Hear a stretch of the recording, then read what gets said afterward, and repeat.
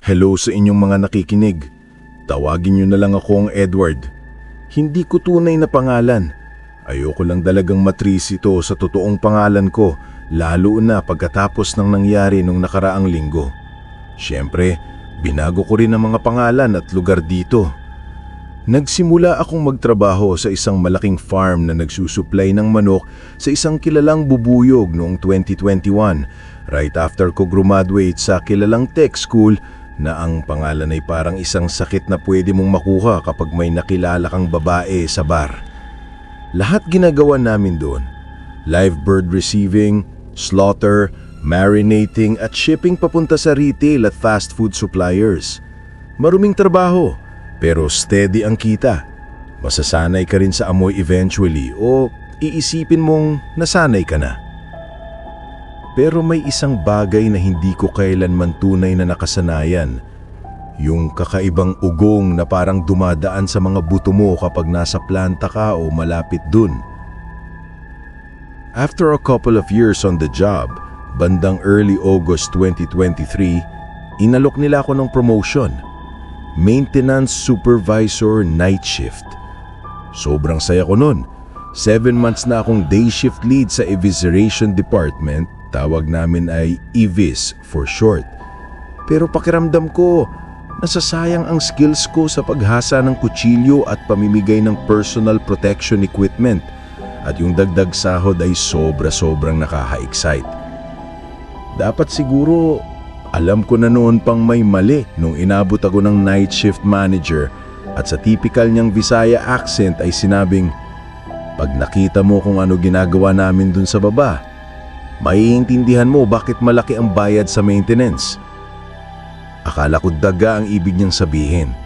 Lagi kong naririnig sa night shift crew yung tungkol sa mga daga na umaatake sa wastewater channel sa ilalim ng planta. Pumapasok daw sila sa picking room, yung part na tinatanggal ang balahibo bago makarating sa EVIS, at kapag may naiwan na carcass, ninanakaw nila. Sabi pa nila kapag hindi tumatakbo ang mga linya, maririnig mulo silang ninangata ang mga buto. Yung first few nights okay lang. Kumukutipat na ilaw, whining na conveyor belts, mga antok na line workers na nagpuputol, naguhugas at nagbabalot. Yung crew ko kadalasan naghihintay lang sa maintenance shop hanggang may tumawag. At mga 3 AM, dumating na yung tawag. "Maintenance, EVIS Line 2, please. Maintenance, EVIS Line 2, may drain na umaapaw." Yung crackle ng radio sa balikat ko ang gumising ng ulirat ko. 10-4, EVIS Line 2, papunta na ako. Sagot ni Rodrigo, isang matanda, medyo pandak na lalaki mula Bicol at maging siya ang lead technician ko. Palagi kong iniisip, ang bilis-bilis niya para sa edad niya. Si Rodrigo ay veteranong maintenance tech. Mas matagal pa siyang nagtratrabaho doon kaysa sa edad ko. Sabi-sabi noon, inalok daw siya maging supervisor nung nag-retire ang dati, pero tinanggihan niya para sa personal reasons. Aaminin ko, mas bagay nga siya kaysa sa akin. Nagdesisyon akong hanapin siya at samahan sa pag-check ng problema. Kadalasan naman kapag clogged drain, may napasok lang na manok o apron at hindi naman kailangan ng tech. Nakakita siya sa hallway papuntang EVIS. May bitbit siyang sandamakmak na tools. Malaking crowbar, ratchet at socket set, flashlight at mahabang hook para alisin yung kung anong nakatambak sa drain. "Kailangan mo ng tulong, Mang Rodi." "Hey boss, papunta ka rin sa EVIS?" Tumanggo ako at kinuha ang crowbar at ratchet set sabay lakad sa kanya papasok sa EVIS. Gamit ang crowbar, binuksan ni Rodrigo ang malihit na gate para ma-divert ang incoming water at viscera papunta sa ibang drain para mas makita namin ang bara. "Wala akong nahahawakan dito, boss. Gusto mo, tignan mo?" Inabot niya ako ng flashlight. "Hindi namang Rodi, naniniwala ako." 5 minuto na siyang nangungutkot sa drain gamit ang hook. "May mas mahaba ka pang hook? Baka mas malalim pa?" tanong ko. "Hindi pwede, diretso hulog yan pagkatapos ng wall. Kailangan nating gamitin yung service ladder." Binuksan niya ang flashlight at dinala ko sa isang pintong nakalak papuntang hagbanang hindi ko akalaing meron. Rusty iron steps pababa, lampas sa foundation hanggang sa ang pader ay nagbago mula concrete papunta sa parang natural cavern. May tumutulo pero masyadong malapot para maging tubig. Amoy tansa at bulok. Hindi pa ako nakakapunta rito. Akala ko lahat ng drains papunta sa wastewater. Tanong ko, nagtataka kung bakit may ganitong stairs. Kita sa mukha niya ang halo ng pagkalito at pagkaalala. Pupunta, oo, lahat, maliban dito. Nagulat ako na hindi nila sinabi sa'yo, never mind, mas mabuting ipakita ko na lang. Sabi niya may halong misteryo sa boses. Ipakita? Ang ano? Doon ko napansin ang isang bagay. O mas tamang sabihin, ang pagkawala ng isang bagay. Yung kakaibang ugong na parang dumadaan sa mga buto mo kapag nasa planta ka o malapit doon. Dati laging naroon yan, kahit saan. Pero dito, wala. Hindi mahina, hindi malayo, wala. At mas nakakagulat ito kaysa sa fact na may whole subfloor palang hindi ko alam. Pagdating namin sa pinakababa, nagbulong si Rodrigo. Manahimik ka. At ano man ang mangyari, huwag kang magdasal sa Diyos mo. Hindi kanya maririnig dito, pero naririnig ng nandito. Hindi ako religious noon pero nagtayuan ng balahibo ko. May malaking chamber doon, bilog, parang cistern. May malakas, basa at kumakarang na tunog mula sa dilim.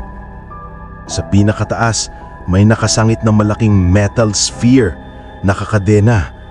Kumikislap ang surface nito.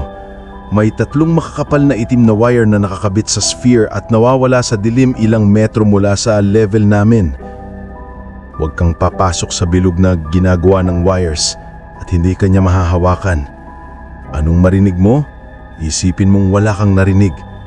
Huwag kang sasagot kahit sa isip mo. Bulong si Rodrigo. Nasa kabilang side ng chamber ang dulo ng drain. Iikot tayo sa gilid. Bare ang wires, huwag hahawakan. Inabot niya ang malaking lever at sumabog sa liwanag ang chamber. Hindi ko siya agad nakita. Hindi siya daga. Hindi rin manok, kahit nasa gitna siya ng mga bulok at kalahating nakakain na chicken carcasses. Wala siyang balahibo. Madulas siya at itim na parang langis. Nung tumayo siya, naglabas ng pakpak na parang buhay na anino.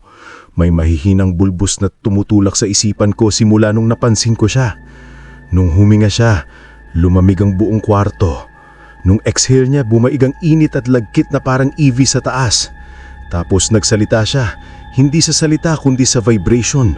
Umugong ang walls, yumanig ang hangin at agad kong naiintindihan ang sinasabi, hindi inuutos niya. Palayain mo ko, Edward. Pagpasok ng utos niya sa ulo ko, sumama agad ang pakiramdam ko. Pinilit kong alalahanin ang babala ni Rodrigo. Pinilit kong tumanggi. Hindi, ayoko. Next thing I know, nagising ako. Hinihila ako ni Rodrigo paakyat. May matinding kirot sa kanang mamay ko. Sinara niya ang pinto at nilak ng mabilis. Napabaliw ka na ba? Halos makalaya yung halimaw nung na-short circuit ang wires. Pagtingin ko sa kamay ko, hindi ko mabirin ang nakita ko. 3 sa mga daliri ko wala. Walang dugo, puro cauterized stamps. Nakatanyo sa harap ko ang shift manager, halatang takot. Sorry, Hiho. Kasalanan ko to. Dapat kinausap ka na nung first night mo tungkol sa rules ng night shift maintenance. Kasalanan ko to. Halika sa opisina ko. Sabi niya seryoso. By 8 a.m. tumawag siya ng team na malilinis ang ahit. Naka-black jumpsuits na may kakaibang triangular symbols. May bitbit silang tablet at parang metal detectors. Tinapik ng isang dahig malapit sa drain at sinabong, "Inverse containment field still active." Pinauwi ako ng manager ko for a week. Buong bayad. Sinubukan kong i-report ito anonymously pero lahat ng email nag-bounce. Tumawag ako sa FDA Inspector General. Sabi nila pagdating ng inspector, hindi man lang tinignan ng drain o pinto, nag-sign na lang ng papel at umalis. Pagbalik ko sa trabaho the next Sunday night, pinatawag ako ng manager ko bago ang shift. May nakakakita ba ng kamay mo, Hiho? Wala sir, si Rodrigo lang at Doc. Sabi naman ni Doc medyo maluma raw ang sugat, ayaw magbigay ng antibiotic. Tignan mong kamay mo, Edward. Benefit ng role mo to. Nalitong-lito ako pero inabot ko. Matimbing sakit. Napasigaw ako. Ganyan lang talaga sa una. Anong ginagawa mo? Sabi ko, tinuturo ko siya gamit ang daliri ko. Ngumiti siya sabay tingin sa kamay ko. Napatingin ako. Yung 3 stumps, may bagong daliri. Buo. Parang walang nangyari. Paano mo? Hindi ko natapos. Perks of the job, Hiho. Ang daming milagro ng mga science sinasweka na yan. Kailangan lang naming pakainin yun at manahimik. Sino ba magrereklamo kung may mga ilang dosenang manok na nawawala gabi-gabi? At hindi natin kailangan ipower ang kulungan niya. Siya pa ang nagbibigay ng kuryente para tumakbo ang buong planta, Hiho. Napansin mo ba na hindi tayo nawawala ng kuryente? Kinignap siya. Nabanggit niya na may bigat na hindi ko pa naririnig mula sa kanya. Demonyo sa basement, pinapakain ng mga chicken carcasses, boss ko sa lamangkero. Hindi ko alam kung paano ko tatanggapin. Balik ka na at ayusin mo yung mga makina mo.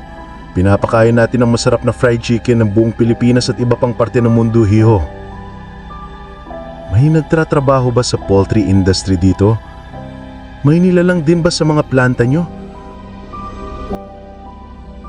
Maraming salamat sa pakikinig, kaibigan. Kung nagustuhan mo ang storya natin ngayong gabi, pwede mo bang bigyan ng like ang video na ito? At kung talagang kinalabutan ka, siguraduhin mag-subscribe para sa mas marami pang kwento galing sa ligaw na kaluluwa.